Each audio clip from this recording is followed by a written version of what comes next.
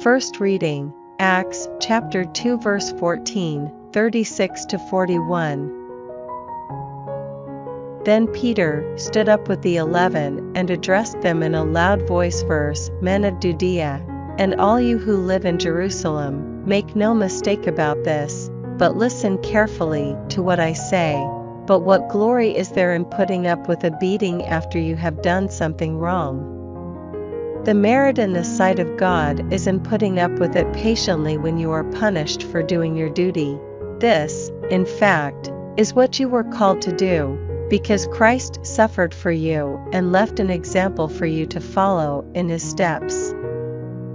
He had done nothing wrong, and had spoken no deceit. He was insulted and did not retaliate with insults. When he was suffering, he made no threats, but put his trust in the upright judge. He was bearing our sins in his own body on the cross, so that we might die to our sins and live for uprightness. Through his bruises you have been healed. You had gone astray like sheep, but now you have returned to the shepherd and guardian of your souls. For this reason the whole house of Israel can be certain that the Lord and Christ whom God has made is this Jesus whom you crucified. Hearing this, they were cut to the heart and said to Peter and the other apostles, What are we to do, brothers? You must repent. Peter answered, And every one of you must be baptized in the name of Jesus Christ for the forgiveness of your sins, and you will receive the gift of the Holy Spirit.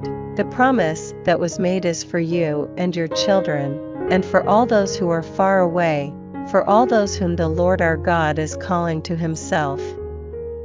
He spoke to them for a long time using many other arguments. And he urged them, Save yourselves from this perverse generation. They accepted what he said and were baptized. That very day about 3,000 were added to their number. Responsorial Psalm, Psalms chapter 23 verse 1 to 3, 3 to 4, 5, 6. Psalm of David. Yahweh is my shepherd, I lack nothing. In grassy meadows he lets me lie.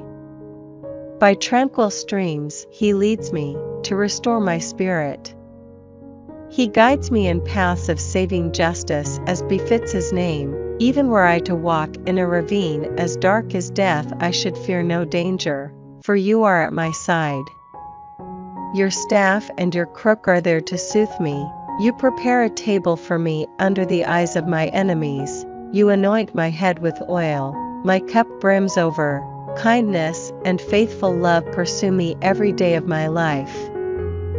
I make my home in the house of Yahweh for all time to come. Gospel, John chapter 10 verse 1 to 10. In all truth I tell you, anyone who does not enter the sheepfold through the gate, but climbs in some other way, is a thief and a bandit. He who enters through the gate is the shepherd of the flock. The gatekeeper lets him in. The sheep hear his voice. One by one he calls his own sheep and leads them out. When he has brought out all those that are his, he goes ahead of them. And the sheep follow, because they know his voice. They will never follow a stranger, but will run away from him, because they do not recognize the voice of strangers. Jesus told them this parable, but they failed to understand what he was saying to them. So Jesus spoke to them again, verse, In all truth I tell you, I am the gate of the sheepfold. All who have come before me are thieves and bandits, but the sheep took no notice of them. I am the gate.